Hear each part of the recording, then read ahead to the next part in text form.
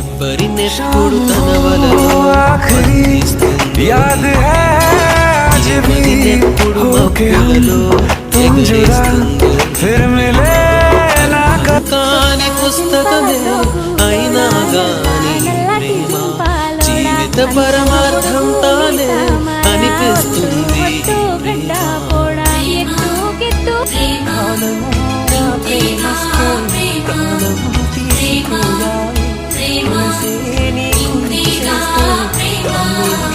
ఇంతకు ముందర ఎందరితో